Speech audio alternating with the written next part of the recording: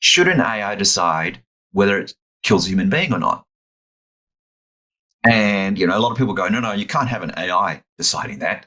And then he said, well, then which human gets to decide who lives or dies? Which is a much more interesting question, right? And so, it's then the question is, well, what is it to be human? What is it to make decisions? What is it to be genuinely responsible for the consequences that we make? Now, in the military, they face this every day. But in business and in life, maybe not so much. And maybe we've got to the point where businesses need to start thinking about what is the human impact of the technologies they deploy. How do you get 10,000 people to take a step to the left? What's behind the relentless mindset of a world champion? Why do teams of exceptional talent fail? How do you manage the pressure to perform? These are just some of the curious questions we will attempt to answer as we bring you world leaders, curious minds, exceptional talent, successful CEOs, and incredible human beings who know how to inspire great leaders and are inspiring great leaders themselves. I am Craig Johns, high performance leadership expert, international speaker, and CEO of Speakers Institute Corporate and World Sport Coach. This is the Inspiring Great Leaders podcast, where the ordinary don't belong. Welcome to the Inspiring Great Leaders podcast.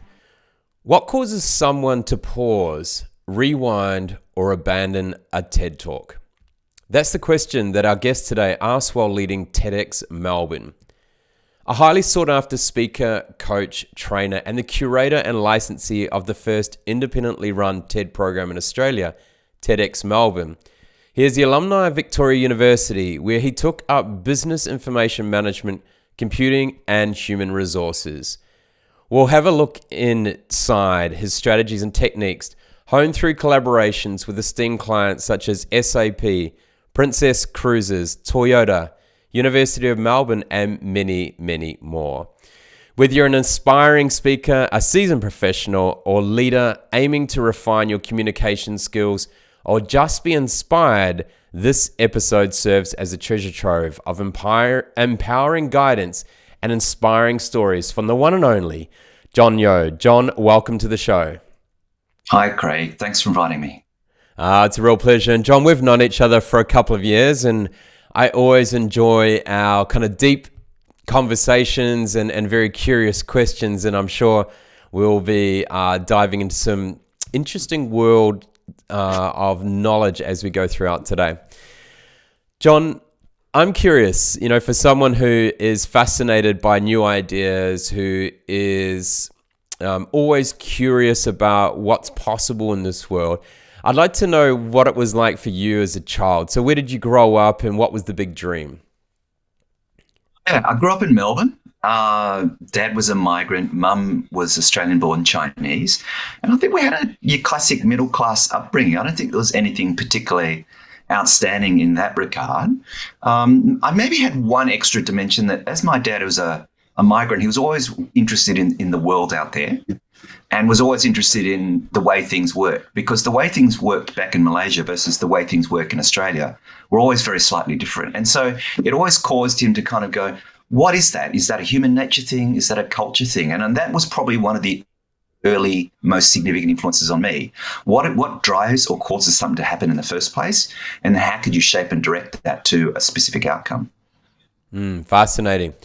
So when you're at school, were you kind of the natural leader or you're more of a follower? No, I was definitely not a leader. If you do any of those psychographic profiles, I'm not really an introvert. I'm an off-the-scale introvert. So very shy, very quiet, very unassuming. And then on top of that, there's a cultural overlay that you don't really speak until you're spoken to.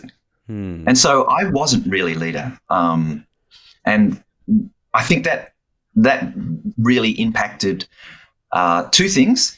It probably impacted my full potential, but it also made me, as most natural introverts are, a natural listener. And so I think there's a double-edged sword to that, but that was kind of like the I guess the seed of how I think and how I operate, but definitely not a leader. Okay. And so for you, were you one of those natural problem solvers? You know, obviously with your curiosity, were you quick to solve problems and puzzles, or were you someone that would scrutinize them and analyze them for a long time before solving them? A little bit of both. As a kid, just coming back to those origins, I always loved to pull things apart. So all my, remote control cars, my clock radio, it was always in pieces. And I always thought, well, how does this work? And then I would try and work out, well, what are the core components? And then how do I put it back together again? And occasionally I wasn't successful in that. But it was really around that drove me forward in terms of how I think about problems, how I deconstruct ideas into their simplest terms, and then how do I move forward? So when it came to sort of working in groups, I would observe and find patterns. I'd find first principles, and then I would try and find solutions based on that. And so my entire existence has been around what does it look like to distill an idea and then, I guess, reverse engineer that till you find the core principles of what drives that forward. And with that became sort of my teaching, learning, and leadership style. It's kind of fascinating when I think back to being a kid on the farm. I used to do the same thing. I'd pull things apart. I can still remember Dad being highly unamused and a little bit stressed when I would pull apart brand new equipment for the cow shed. So that wasn't such a good idea when I was young. But I was always very curious too. You know, talking about being someone who's quite introvert and kind of off the scale though, you're still very socially competent, right? So a lot of people think, introvert, extrovert. So from an introvert, obviously it's generally when we draw our energy from those quieter spaces, etc. But you can be really deeply introvert, but be very socially competent where you're, when you're in a group of people, you're okay to have conversations and be comfortable in those situations. Is that you? Are you really socially competent, or is it just your curiosity that gets you by in conversations? Oh, that's a really good observation, Craig. It is my curiosity that gives me that energy. But I do have to prepare coming into any gathering, and I'd have to recover after any gathering as well. So there's a little bit of a strategy in there as well. And we see you've spent a lot of time with up-and-coming speakers, raw talent, but also some of the best speakers on the planet. And in my observation, many are introverts, but they come alive on stage. You talk about their having to prepare and then recover. Do you find that very similar with many of the speakers in the world? Yeah, I think that's a fair call. About 3% of the world, in my experience, naturally can just stand up randomly and talk stuff and have people be engaged and be really compelling. Everyone else has to work at it. And so there's varying degrees of how people get there. Some people get there just through repetition. And some people do it by actually having some sort of orderly process. And I'm a big fan of James Clear. He says, you don't rise to the level of your potential, you fall to the level of your systems. And I would argue that most people don't speak well because they don't have a system. And so it's about being aware of what you can do, what you can't do when it comes to speaking, communication, influence, and giving yourself the best chance to put your best foot forward when the opportunity turns up. So when I'm working with speakers, the rank beginners might be rank beginners, but they might have a good structured thinking, or they might have an orderly thought process, or they might have determination. And so I guess it's tapping into the natural talents, letting them see that they can build momentum around that, and then supporting them with other practices that will get them over the line. And so, as you said, I work with people who have never spoken before. I've worked with some of the smartest leaders, thinkers, and speakers on the planet. And invariably, what makes them all common is the humanity. What drives them, what motivates them, what helps them focus, what makes them come alive. If you can tap into that with them, then everything else gets a lot easier. And I think a lot of people don't give themselves enough time to reflect on that or even understand what that is. And I think it's lost potential. Yeah, 100%. when you're working with different leaders and they're like, okay, I want to be able to influence my team more effectively, or I want to influence the industry, or I want to influence clients more effectively. What are the most common things that you see that prevent them from doing that? I think when there's communication, there's two primary factors. There's the knowledge itself, and there's the motivation in that person to do something with that knowledge. And I think great leaders are able to enhance both. They're able to draw both out of someone. And so if you want to be a pure information person, a pure knowledge person, you could arguably put it in email. But an email is almost never motivating. And so the inverse challenge, especially in the spoken world, is, well, what do we need to do to motivate that person? How do we get them to connect and resonate with what we're talking about? And that's a somewhat of an art, but there's a psychology to that art. And I guess for great leaders, it's the ability to harness that capability that will distinguish great leaders from, good managers. And we talk about intelligent people admire simplicity, and quite a common, we see a lot of people who try to be technical or try to be more intelligent by, bigger words, more complex sentences, but the reverse occurs, right? When people can't understand, then you don't become intelligent anymore. How can people be able to simplify what they're saying without feeling like they're sounding dumb? Yeah, that's a really good question. I think there's a confusion between volume of content and therefore capability or impact. And it's not necessarily volume that helps unless you have a genuinely curious person who always wants to learn everything you have to say about whatever you're talking about. And they're rare, those people. And those couplings are even more rare. So in my world, I think the responsibility of the great communicator is to understand what are the core elements that are not negotiable and make sure that they're understood and connected with first. So an analogy might be, if you think about a car, what are the things that make a car a car? It's the four wheels, the brake, the accelerator, and the steering wheel. If you take away any one of those things, you can't really build a car. So those would be the platforms or the core elements that you make sure that are seen or heard and understood and that people connect and resonate with. And then from there, you then have permission to add the detail that makes that journey a little bit more comfortable. Maybe a more comfortable seat, maybe air conditioning, maybe a windshield, maybe a car body, those things are permission-based at that point. But it's permission-based from the listener's point of view, not from the speaker's point of view, not from authority or because I told you so.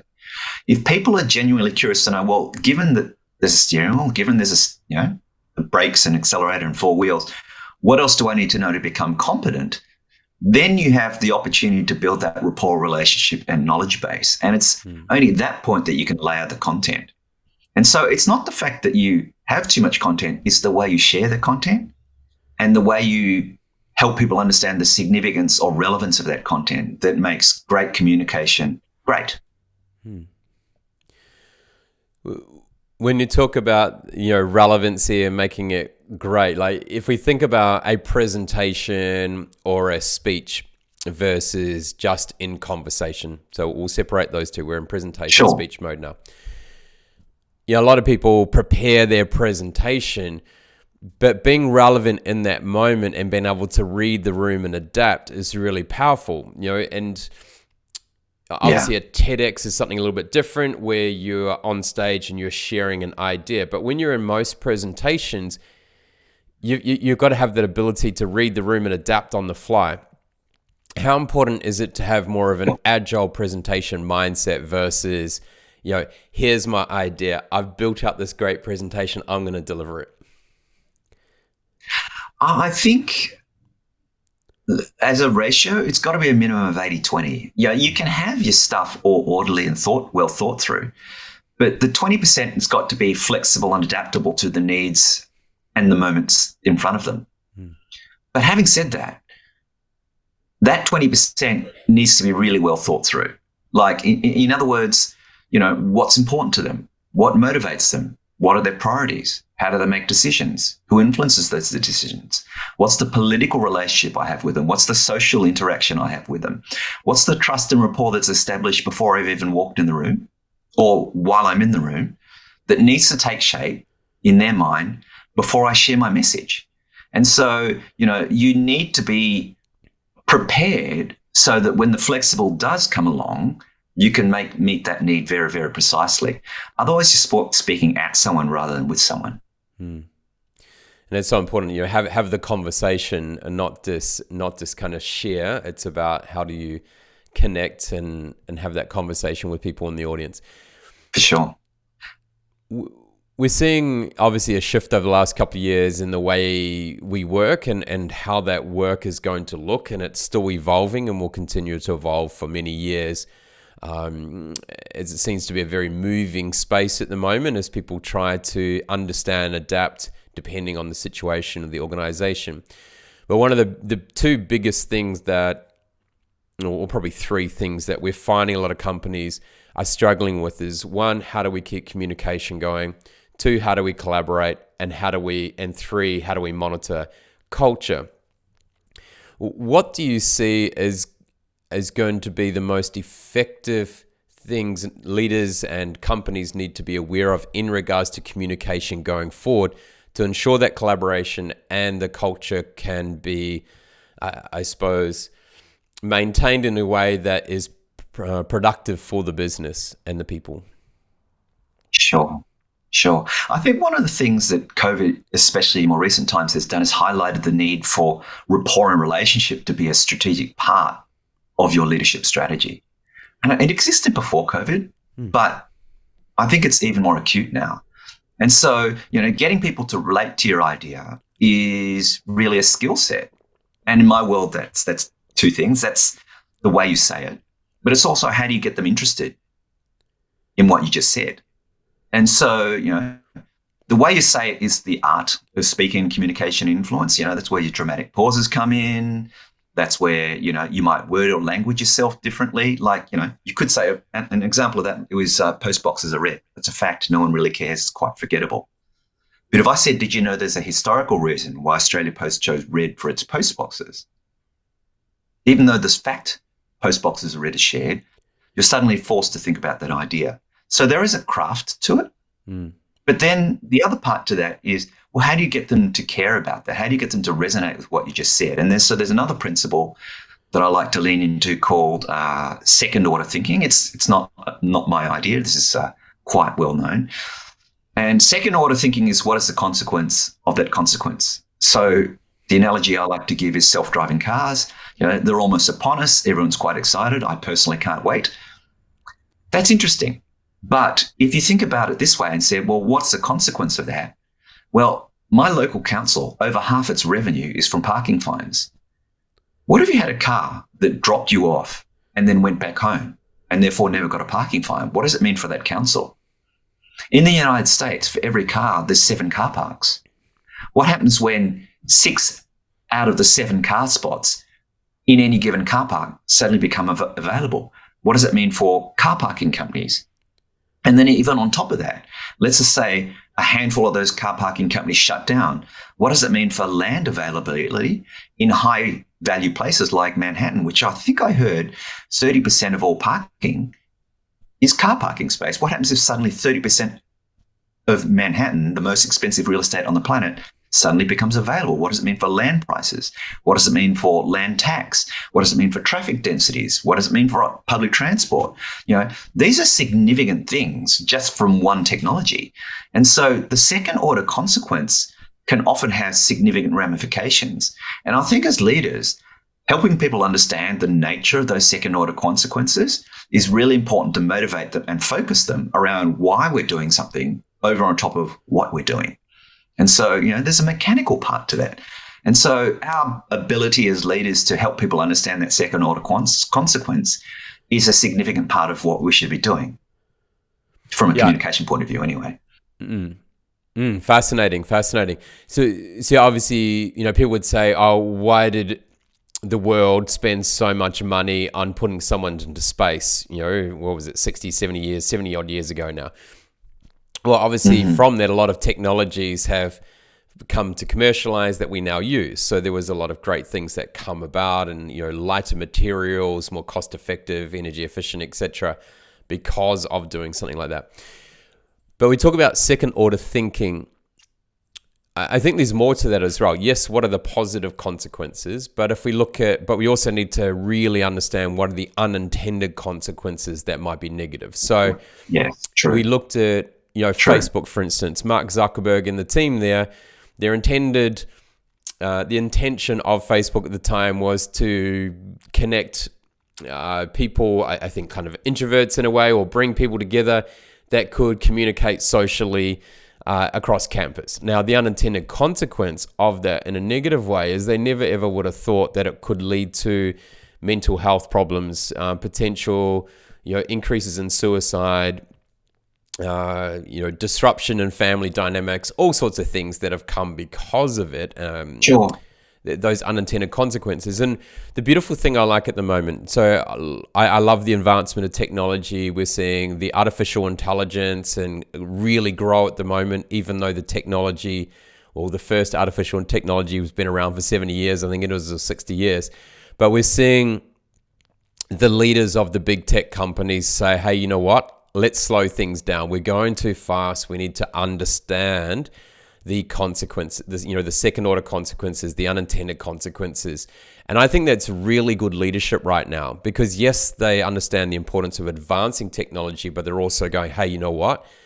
We're seeing some signs here of things we're not really sure of. So let's try and get our head around this. What does it mean for regulation? What are some of the other potential unintended consequences we haven't thought of yet? And I think that's beautiful. And so from your passion in this area, what are you seeing in regards to the way that this space of artificial intelligence has been led from some of the big tech companies and the regulatory and government spaces right now?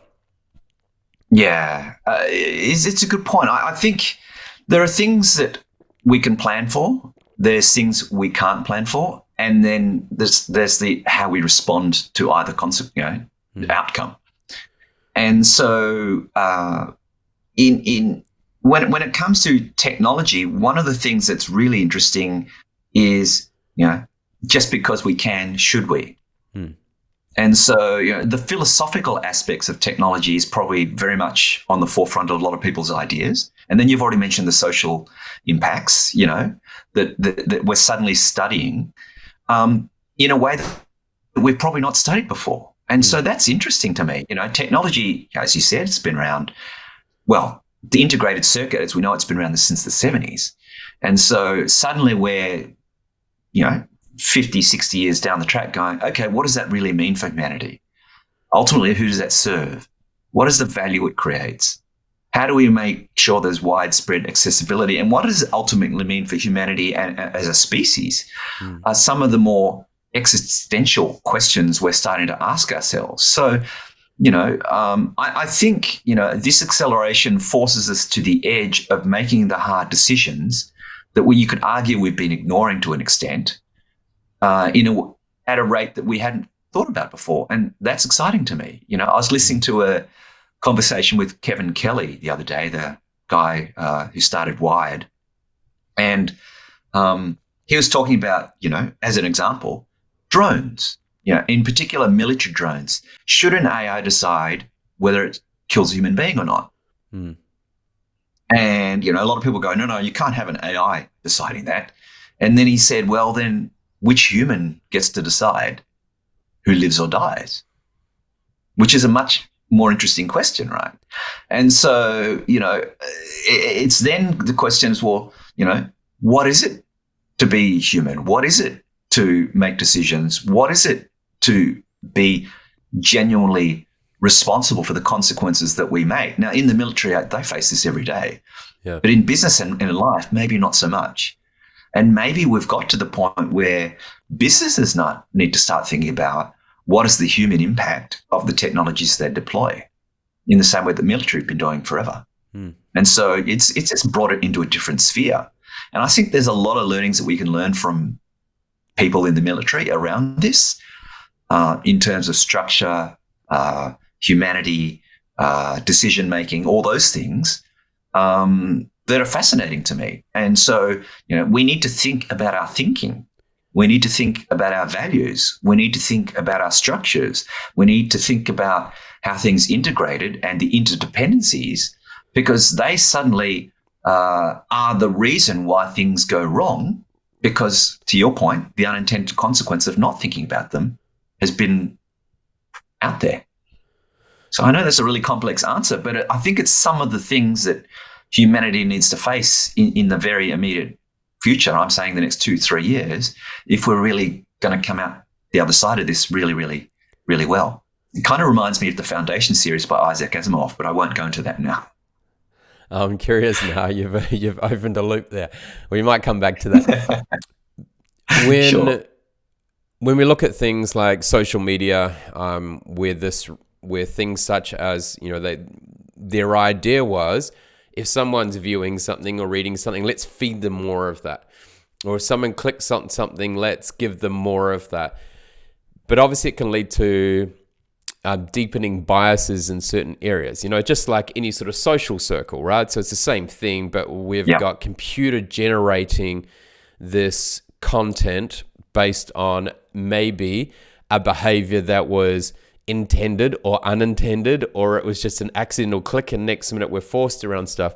So when we talk about decisions, whether it be both human or an artificial intelligence decisions, how do we monitor things like bias? How do we prevent an overload of information which then either supports or detracts from the decisions we make? And what role does education have in this in the future? Wow, that's a really big and important question. So at the risk of sounding oversimplified, I think the single best thing we can do is include people in the data sets, include people in the development, include people in the research, all that sort of stuff. Even something as simple as bias in research is really, really interesting. I was reading a book by Caroline Criado Perez, a book called Invisible Women, and she said that crash test dummies have historically been male-sized crash test dummies, male-sized weight. And so of the data we have from crash test dummies, only 14% of that has female-sized crash test dummies. Now, of that 14%, 0 have women in the driver's seat. So all the airbags, all the seat belts are never been tested for the safety of women in the driver's seat. So we have some very fundamental flaws in the way we accumulate data and therefore make decisions. And I think this is a global challenge at all levels of research. So until we make people aware, we can't fundamentally solve the problem of inclusion. But inclusion is the solution. And then the second part of that is really around, okay, given we've got all this consequence and we need to understand the nature of that, how do we then become agile enough and inclusive enough to include all that integration, whether that's, the self-driving car as an example, and parking and fines and speeding fines and whatnot. I think that part of it is really around how you be open to include that data. I was listening to Sam Altman the other day, the creator of the CEO of OpenAI, and he said within 3 years, all AI will have consumed all data that's ever been produced and digitized. And he said the biggest problem isn't actually more data. It's actually how intelligent do we have our AIs be around how it uses that data. And this is where human values come into it, human decision-making, human logic. And these are all things that you can't program. Well, you can program, but it's got to be programmed in such a way that everyone's included. And we don't have that capability yet. And so that's the bit that's both interesting and a concern for me when it comes to technology. But I would argue comes relevant for all leaders. Because if we're going to be truly global, truly relevant, truly timely, and truly inclusive, these need to be part of our leadership thinking models. And I don't think there's a maturity of thinking in that space yet. And that's the bit that concerns me the most. Yeah, and it's always an evolving. It's always going to be evolving, right? We can try and be more inclusive in the world. We're never going to be fully inclusive. It's impossible to do, even if you use technology, because whoever's programming it, it's based on what they think is right or what they think is maybe inclusive. So it's always a challenge, and I think it's great that we chase that dream. It's like perfection, right? You can always chase it, but you know it that it's actually not there. Like to actually reach it is impossible in a way. But we should always be strive for perfection.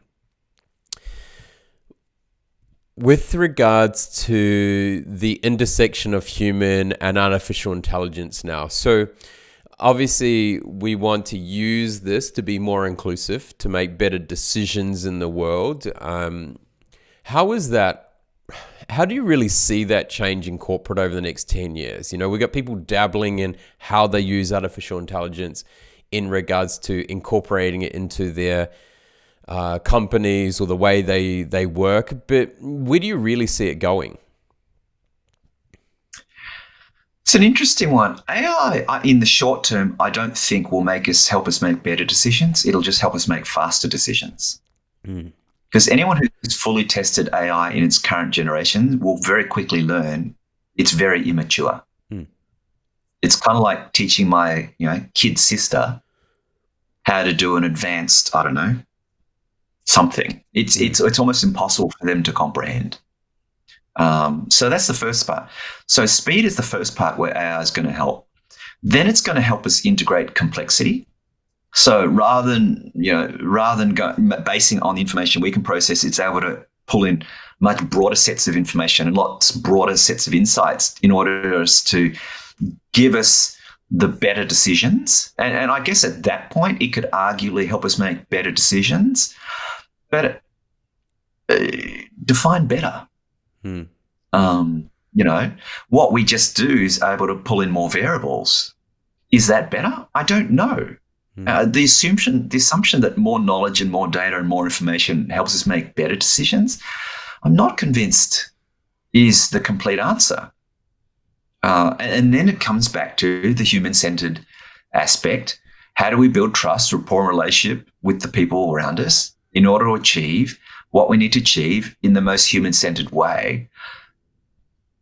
That part then becomes the unique attribute where technology could arguably help people have more information in a more timely manner, in a more comprehensive manner, in order to work better together. But it's the better together part that I think makes culture and leadership effective. And, I think that's always been the case. It's just technology has accelerated it. Yeah, I'm hoping to see a shift, and maybe the cat's out of the bag already, I'm not sure. But I'd love to see a shift in organizations where we remove the chatbots and the artificial intelligence out of the customer service and put the humans in there and get all the mundane, boring things and get the computers to do all that work so we can actually talk to humans again. I think, to me, that has been... Actually, to me, I think it costs time. Like... from interactions with your clients, I find that at the moment, the way technology is used in a number of different companies and industries wastes time. So it's actually not speeding up a process for a client interacting with you. It's actually detracting from that and making it longer. But all it's done is maybe made it a little bit more cost effective for the organization. So to me, that's maybe short-minded and short-term thinking.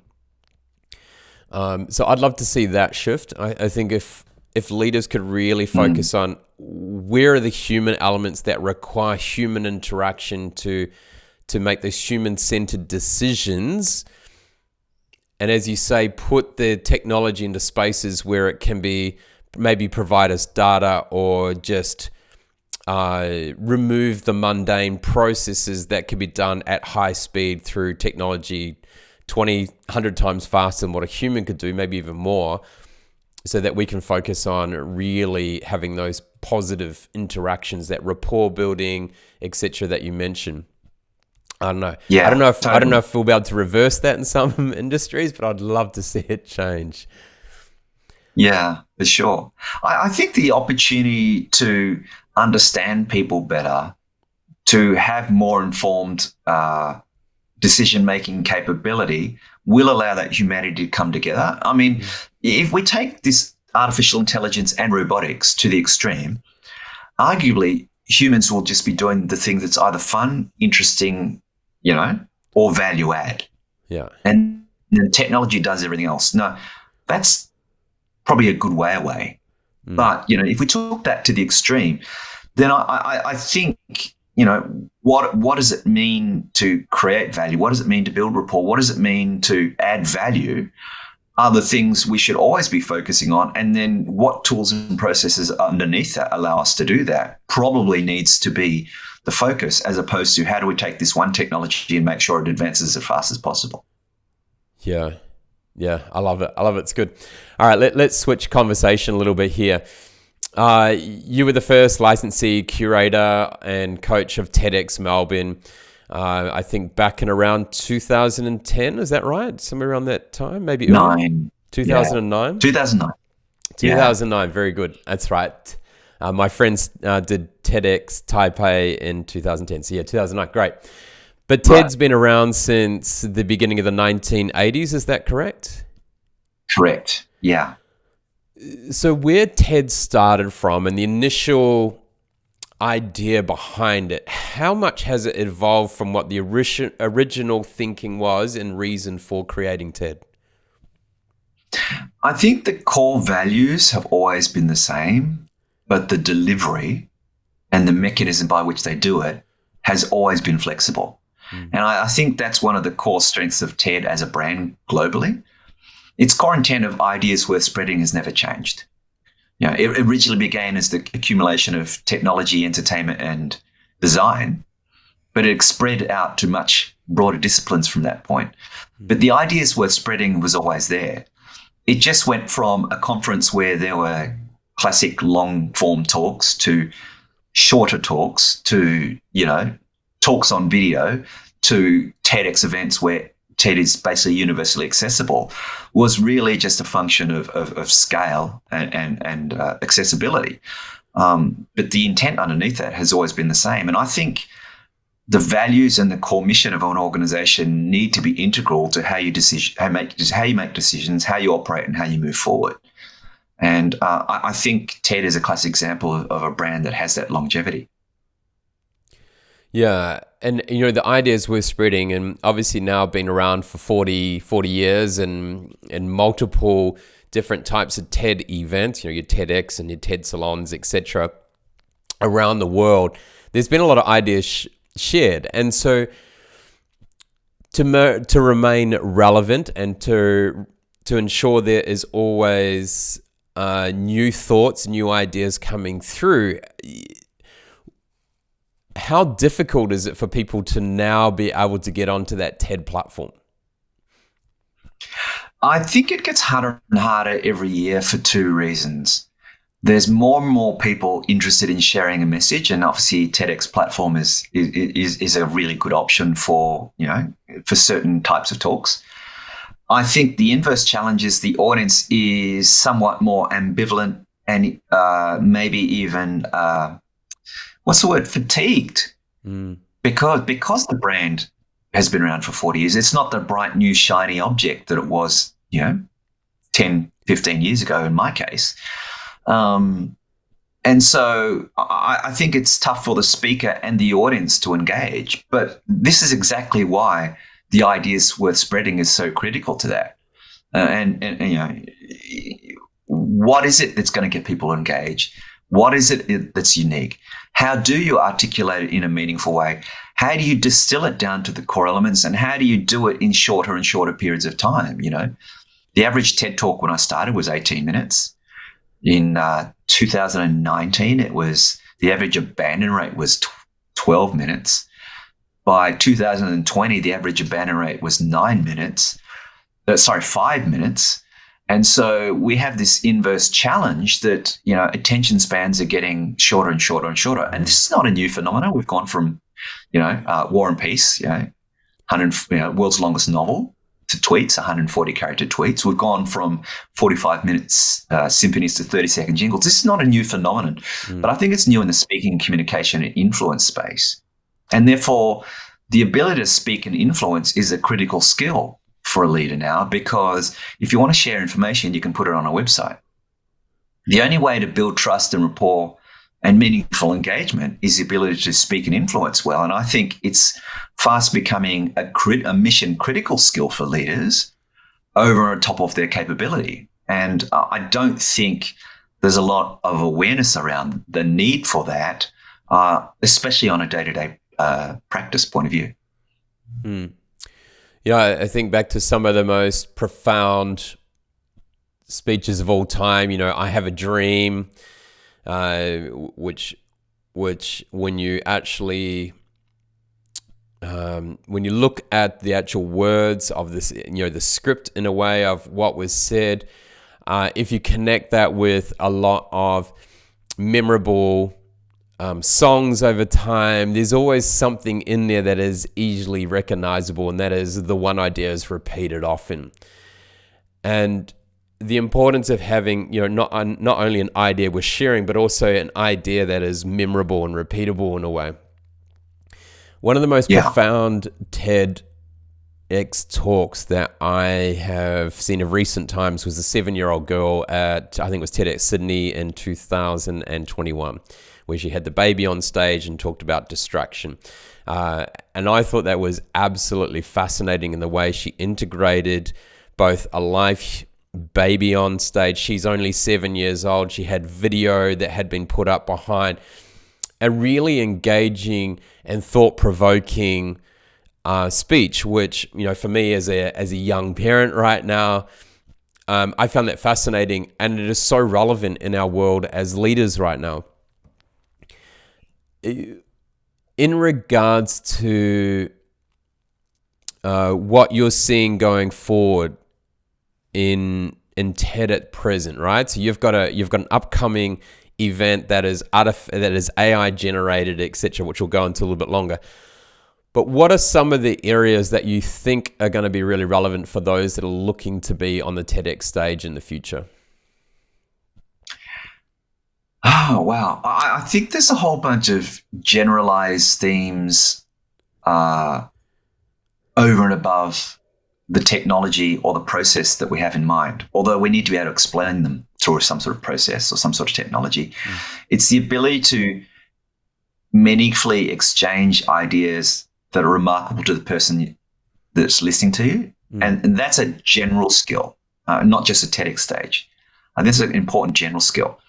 Over on top of that, especially when we're talking about the TEDx stages, how is it remarkable outside of your industry or area of expertise? Because if it's interesting to your crowd but no one else, then on our stage, it struggles to do well. Yeah. And then, how do you help people relate or resonate to that idea, no matter what it is also another skill. That's part of the second order consequence. That's part of the craft. But, how do you shape a narrative in short periods of time that get people's attention? And I like to say the ability to say the right thing at the right time to the right person in the right way. And I don't care whether that's the TED stage or the boardroom or in the family lounge room. The leader is the great communicator, and the great communicator needs to inversely be also the great listener. Because if you're not listening to the needs of the people around you, then people have choices these days. They can go somewhere else. And so, especially with brands and leadership, the ability to go somewhere else on, the TED equivalent is just close the video. Yeah. The ability to leave in a corporate space is leave the company or not buy the product. And so, we suddenly have choices that we didn't have 50, 20, 40, 50 years ago. And so it's that paradigm or that new construct that we need to get our head around as human beings if we're really to have mastery of the world around us. Yeah, the importance of relevancy in not only for the people in the room, but that time as well. Is it more around like the ideas that will actually solve a problem versus maybe the ideas that create a new opportunity? Is there any difference in between those two, whether they have more connection to people? Yeah, that's a great question. I think there's room for both. I Yeah. Wow, that's a really good question. I think there's always a market for problem solvers because humans are really good at creating problems. Hmm. And so, if you want something with longevity, and this is the master of Apple as a brand, they've always been able to plug that hole, but also find that really nice balance of aspirational, I want that. Yeah. And so, Apple is a great example of embracing both. And I would argue that if you can find a model that allows you to embrace both, that's going to be your best case scenario. But I realize that there's some products or services that just no one aspires to have, full cream milk in a better container. Like I don't, there are certain commodity items that you just have to fulfill a need. So, but the brands that build the recognition are the ones that are able to build community, to build the rapport, build the relationship around them. Apple, Nike, Tesla, we have a different visceral response to those brands because we have a reaction to what those brands believe and stand for. And so, helping people understand what a brand believes and stands for probably is just as important as what the product does. And so it's about understanding the synergies between those aspects that I think create the longevity in any sort of relationship you have, whether that's personal or in business. Yeah. I like that.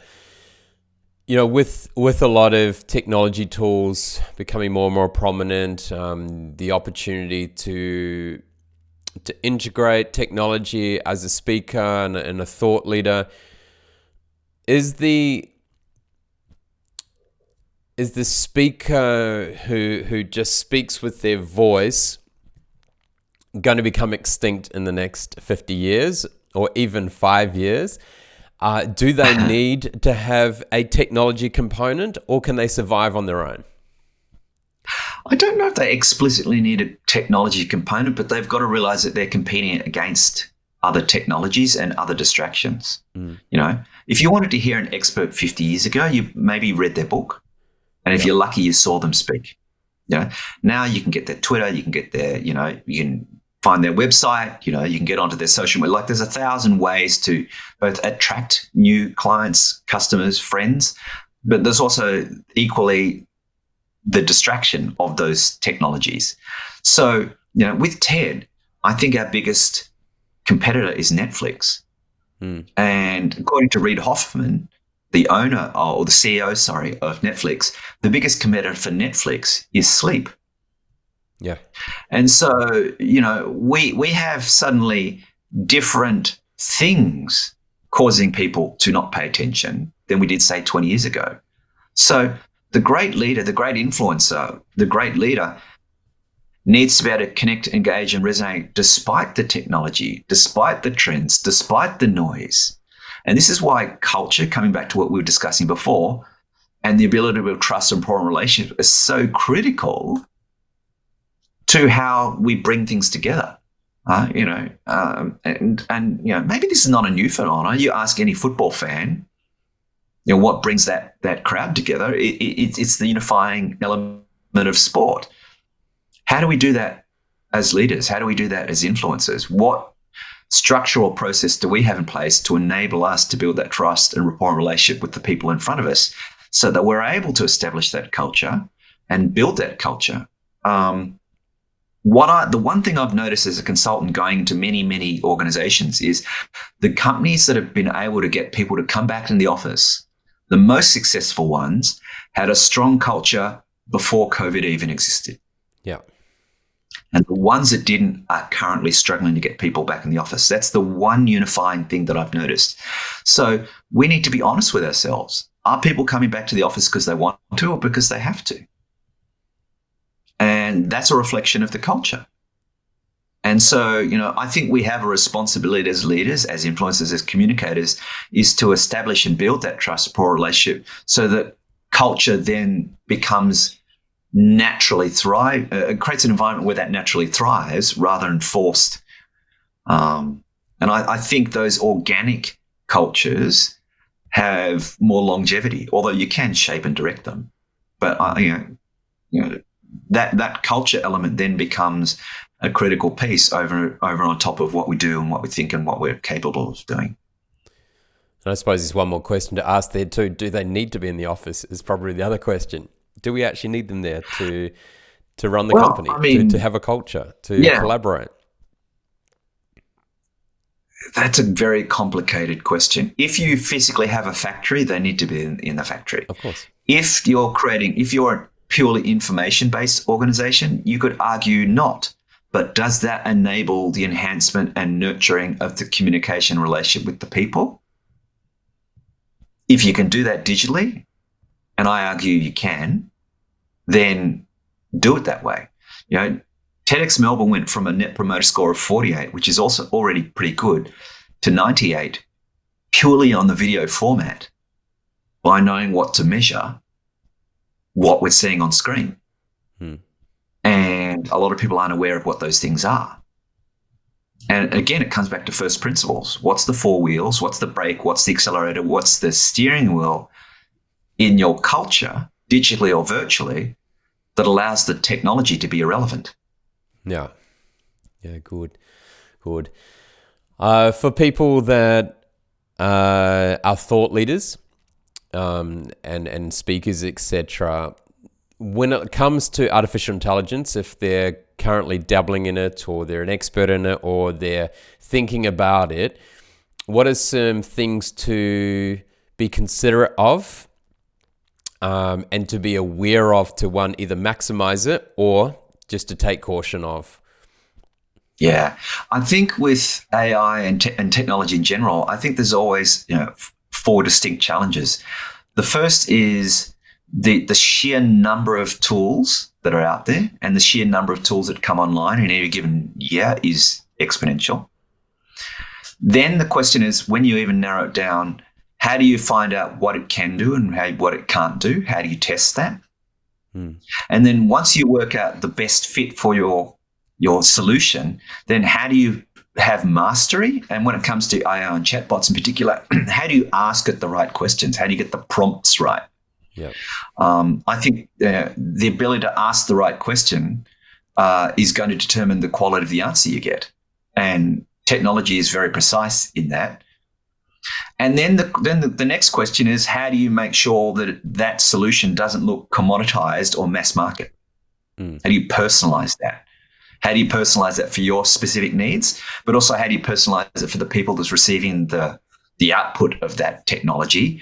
Then becomes the challenge. So those four core areas, I think if you can get a handle on them, then any technology, especially AI, then becomes your servant rather than the master. And we don't want to be subservient to the technology. That won't help anyone. Yeah. Actually, I'm just gonna go back to something I was just thinking of there. You were talking about TEDx and Netflix being competitors, and Netflix's biggest competitor being sleeping. I'm like, why don't you just fuse them together? Why don't you just bring TEDx and Netflix together? I mean, great collaboration. I'm sure it's been thought of before. For someone like you who's very optimistic, but you have a lot of reasoning. You're an optimist with a lot of reasoning, and when we look at the world, we still see, a lot of bias in place. We still see people with a little bit more of a fixed mindset, although I think that's changing. I think we're seeing more of a growth, open mindset. How can people embrace curiosity and, that continual learning a lot more in our lives? I think there's two parts to that. The first part is that realize that if you do nothing, and someone studies something, whether that's a technology or just knowledge, you're always going to be behind the eight ball. Mm. So curiosity is not an option. It's a necessity. Until we realize that, we won't take curiosity seriously. Mm. And then the second part of that is, what is that curiosity either in you or the person you're listening to that you can genuinely relate to? And it's that relatability that makes curiosity fun. You know, why do they think like that? How did they come to that conclusion? What assumptions did they make? What history and context causes them to think that way? You know, even as something as simple as, I like the way they think. I like the way they, they've got a nice shirt on. Like, find something that's interesting about that person and become genuinely interested in that person when it comes to technology. And then even within yourself, okay, why do you think? How do you think? What makes you come alive? What more could you do to make sure that's part of your day-to-day practice? Because the people that come alive tend to thrive. They tend to grow. They tend to evolve. They tend to be happier. They tend to be, motivated. Who doesn't want all those attributes? And so be curious about yourself as well, because that is the source or spring, I would argue, of almost infinite energy. Yeah. And I think everyone wants to have kind of infinite motivation and infinite energy. It's just a question of how do you then shape and direct it so that it creates a meaningful outcome. I like that. People ask me, when I was high performance, working in high performance sport and as a coach and then as a leader, they're like, what is the majority of that role? And I always say that 50% of my job as a coach and 50% of my job as a leader is to care. And the essence of caring is curiosity. It is that ability to ask questions and to the ability to have active listening, right? So your job is to care. And if you care, then you build connection, you build rapport, you build greater understanding, more in-depth way of thinking. And you also made me think there a little bit too around, I actually lean in more to people that I somewhat disagree with, or maybe even disagree with, or who challenge me and I feel a little bit unease. Why? Because I want to understand why they think like that. What are they catching that I haven't caught yet? What has led them to that decision or that way of thinking? That fascinates me. But I watch so many people, as soon as they feel a bit unease or someone thinks differently to them, they're like, I've got to get out of here. This is out of my comfort zone. Is this part of the resilient mindset we need to see more of in the world? Is that ability not only to pick ourselves up when we get knocked over, so to speak, but also that ability to lean in when things don't feel right? Yeah, I think you raise a good point. When we do a mailer, we hope that maybe 5% of our mail list unsubscribe. Yep. And the reason we do that is we, as an innovation brand, we want to push the edges, but we don't know where the edges are until we go there. Also, the people who leave arguably aren't your crowd. When I go to an event, I want people who are excited to be there, want to be there, passionate to be there. And so, if we can create that space for them and then create an opportunity for them to thrive, then we have a viable operating experience, whether it is an organization, as a brand, as an individual. And so, to play with the outliers is incredibly important. You don't grow from complacency. Yeah. You don't expand by being comfortable. And so, until you know that, I actually had a mentor who said, if you're not living on the edge, you're taking up too much room. Yeah. And I think it's a great way to think about how do we drive, thrive, strive, and come alive. It can only be at the edge. Now you're talking my world. Very good. I love this. John, we all know smart people have great answers, but the most successful people ask great questions. When was the last time you did something for the first time? Oh, almost every day.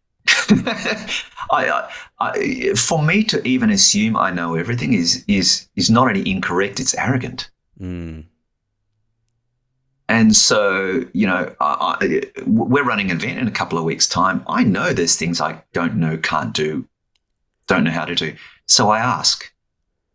I'm more than happy to be wrong, and in fact, I actively tell my team if I'm wrong, I want you to say it to my face, Mm. because I don't and won't get it unless I can have a conversation around that. So, I love the fact that I don't have all the answers. I don't love the fact that I can't solve all the problems, but I mean, that's a different type of scenario. Very good. What is the one question that you would love to solve?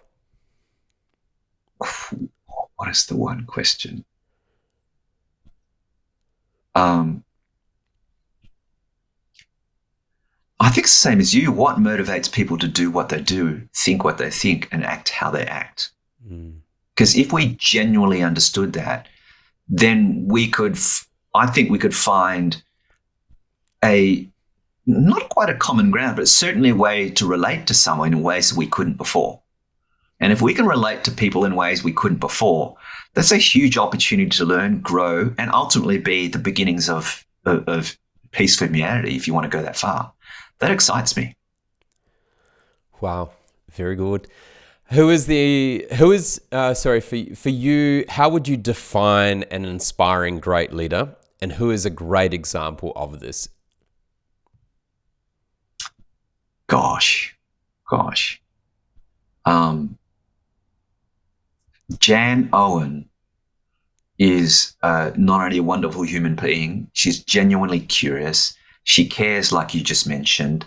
She is passionate about finding solutions, and she's passionate about bringing everyone into to be inclusive around solving that solution. And she is the consummate leader. And I know people that follow her everywhere because of those qualities within her. So she's probably the single best example I can think of at the moment. I like this. I would normally close out the session here, but I've got two more questions. So I'm actually going to throw in a couple of bonus ones here. All right. So on June the 7th, you've got curated by AI, designed by AI, marketed by AI, and delivered by AI. This is a fascinating insight into exploring the intersection between technology and humanity. It's a TEDx Melbourne event. It is sold out. It has a huge waiting list. Tell us a little bit more about what this TEDx event is and why we need to be leaning in. Wow. So everyone's getting a bit frothy in the mouth around AI. And I think everyone is bestowing upon it magical powers that it actually honestly can't yet do. And so what I wanted to discover is what can it do and what can't it do? That was the first question I asked. Then the question is, of the things it can do, what can it do really, really well? Because they're the things you want to sort of incorporate into your existence. And then ultimately, and this comes back to just because it can, should we? Then the question is, well, should we be getting AI to be automating, I don't know, our marketing? Because what we do is we end up with another AI that aggregates all that and distills the summary for the human. So we have AI speaking to AI to distill it ultimately to come back to a human. Like, that's almost perverse. And so so technology, and it always has done this, and science fiction writers have always done this, is what does technology prove about humans at a moral, philosophical, ethical, logistical way that shapes and directs humanity overall? And I would argue accelerates all the good and all the bad in humanity.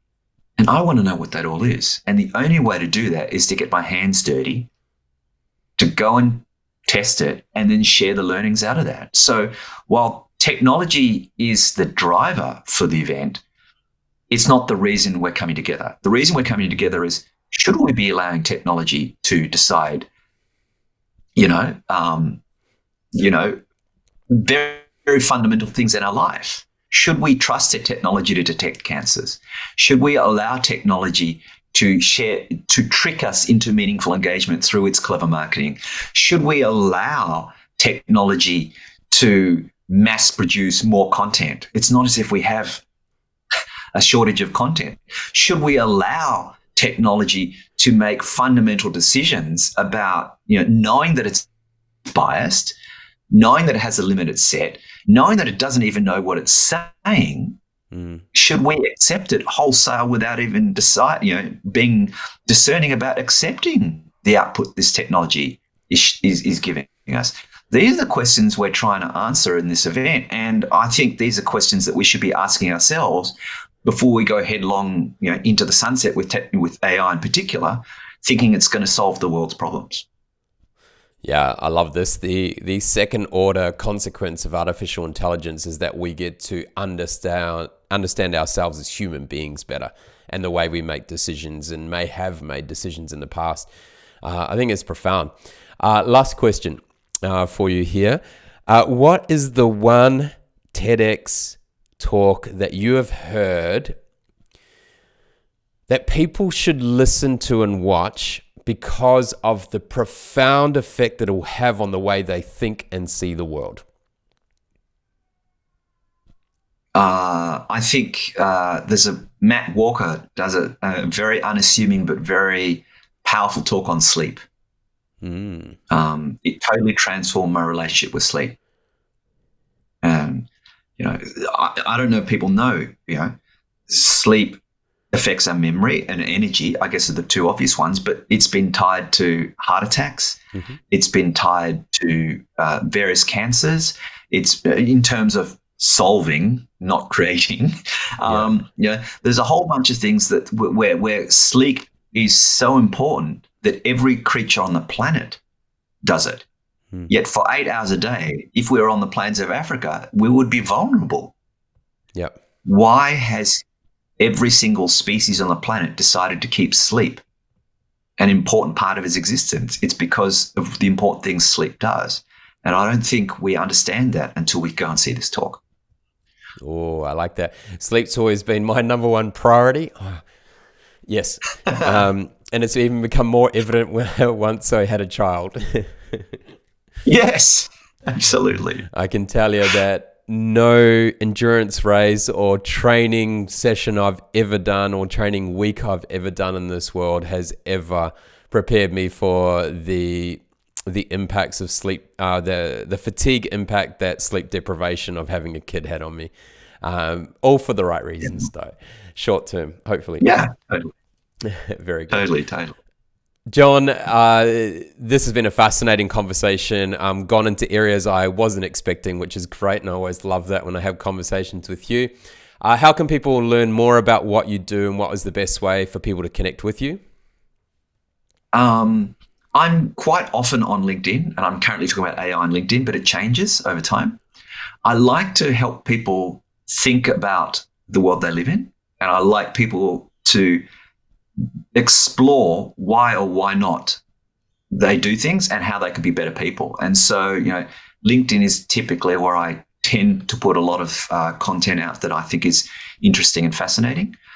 If you do want to connect, which I'm happy to do, please just put a comment in that you want the reason why you want to connect, because I don't know if you've been on LinkedIn lately. You connect with someone and you pretty much instantly get spammed, and I basically don't accept people willy-nilly anymore for that reason. Right. Build rapport. But LinkedIn's your best bet. Yeah. That's great. Look, it's been an absolute pleasure speaking with you today, Jon. Going through the journey of what made who you are as a young kid, and thinking about that curiosity, and sound like your dad had quite a big influence on that in the way that he looked at life in Australia as a migrant, and then how that kind of looked at our whole universe of the way we see the world, to understanding how you can draw the energy from being an introvert to being really curious, but bring that alive when you need to, but knowing that you need to recover fully afterwards. And even listening to the end there where you talk about the power of sleep and that having a profound influence on you, listening to that talk, looking at the way that we need to, that the artificial intelligence is accelerating the way we need to actually consider the way we have made decisions in the past without technology. This has been human decision making and human behavior. And so it gives us a really nice time to reflect now that we have technology accelerating so fast, in a way that we now need to kind of comprehend what is human decision making, and how do we allow technology to support that, or how much room do we give it to advance our decision making, rightly or wrongly.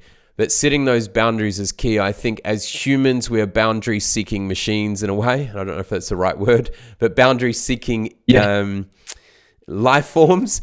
And I think it's important that, that we are able to define those boundaries because otherwise we'll keep seeking, we'll keep searching, and whether that is the right thing to do is to keep going or not. And as you say, just because we can doesn't mean we always should. So thank you for a great conversation. It's very enlightening. I'm sure people are thinking differently after this session. All the best for your upcoming TEDx event. I think by the time this goes live, it may have already been. But thank you for a wonderful conversation as always. It's been a real pleasure, and look forward to speaking with you soon. Thanks, Craig. See you soon. It's time for you to join the Inspiring Great Leaders movement by visiting craigjohns.com.au.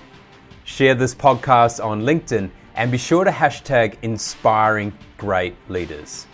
We would love it if you could leave a review on Apple Podcasts or Spotify.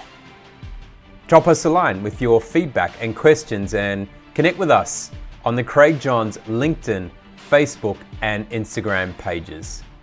Be sure to check out the next Inspiring Great Leaders podcast, where the ordinary don't belong.